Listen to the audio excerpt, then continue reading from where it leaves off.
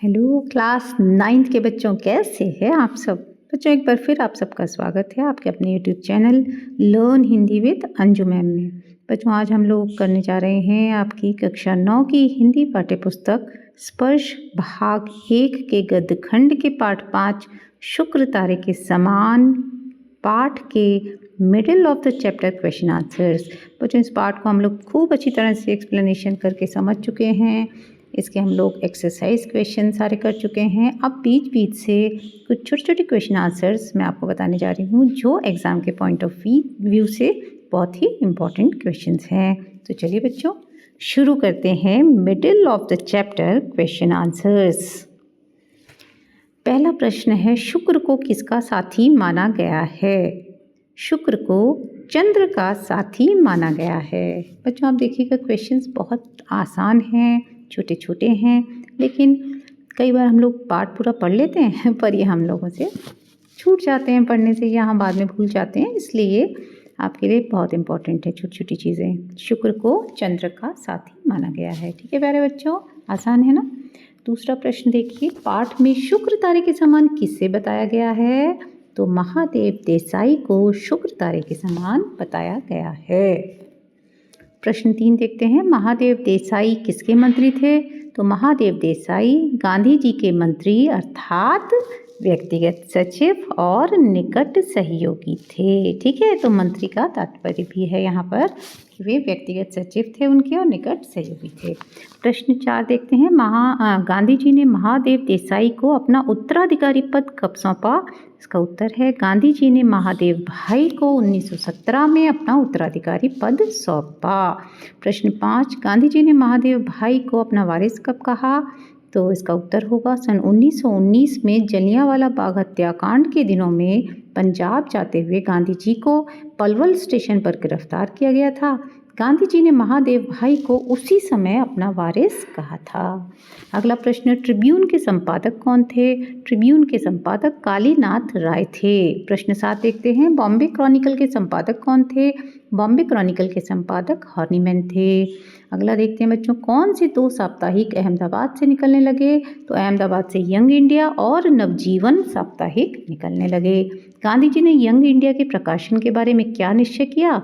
गांधी जी ने निश्चय किया कि यंग इंडिया का प्रकाशन सप्ताह में 2 बार होगा। इससे पहले ये सप्ताह में 1 बार होता था। प्रश्न 10 देखते हैं बच्चों, लेखक कितने दिनों के लिए साबरमती आश्रम रहने पहुँचे? तो लेखक यानी कि स्वामी आनंद जी है ना, लेखक तो स्वामी आनंद हैं, 6 महीनों के लिए साबरमती आश्रम रहने पहुँचे।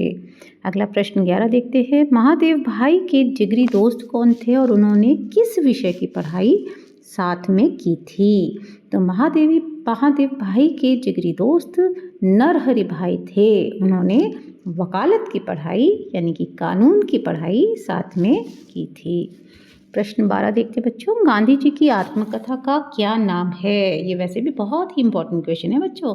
गांधी जी की आत्मकथा का नाम है सत्य के प्रयोग। गांधी जी ने किन 2 सिद्धांतों के बारे में बताया था बच्चों? सत्य और अहिंसा। ठीक है, तो उनकी आत्मकथा का नाम है सत्य के प्रयोग। प्रश्न 13 देखिए, गांधी जी की आत्मकथा का अंग्रेजी अनुवाद किसने किया? गांधी जी की आत्मकथा का अंग्रेजी अनुवाद महादेव देसाई ने किया। प्रश्न 14 देखते बच्चों, कौन से धुरंधर लेखक अपनी टिप्पणियों का मिलान महादेव की टिप्पणियों के साथ करते थे? तो कौन से थे वो? लुई फिशर और गुंथर। ठीक है, लुई फिशर और गुंथर जैसे जो लेखक थे, धुरंधर लेखक, बहुत बड़े लेखक।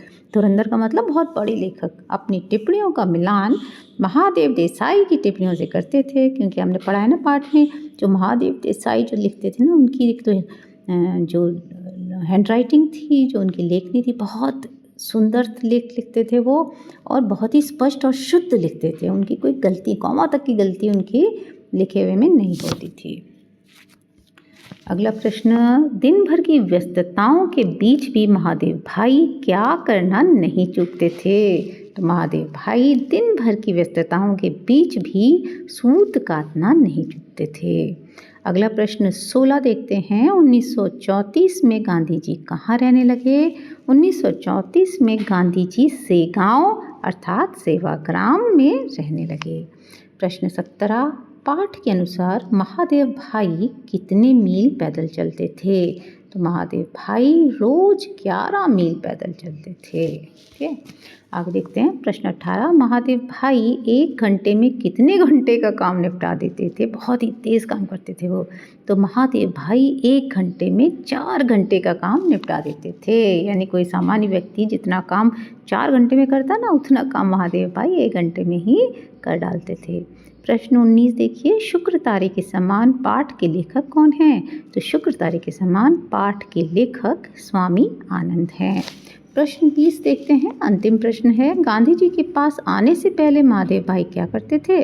तो गांधी जी के पास आने से पहले महादेव भाई सरकार के अनुवाद विभाग में नौकरी करते थे, है ना, ट्रांसलेशन का वर्क करते थे। ठीक है बच्चों, तो ये आपके मिडिल ऑफ द चैप्टर छोटे छोटे क्वेश्चंस हैं। अभ्यास प्रश्न हम पहले ही कर चुके हैं, उन्हें देख लीजिएगा और इस तरह से पढ़ते रहिए। और बच्चों अपने दोस्तों के साथ पाठ को शेयर ज़रूर करिएगा। जिन बच्चों ने अब तक चैनल को सब्सक्राइब नहीं करा है वो ज़रूर से चैनल को सब्सक्राइब कर दीजिए और अपने दोस्तों को ज़रूर भेज दीजिए।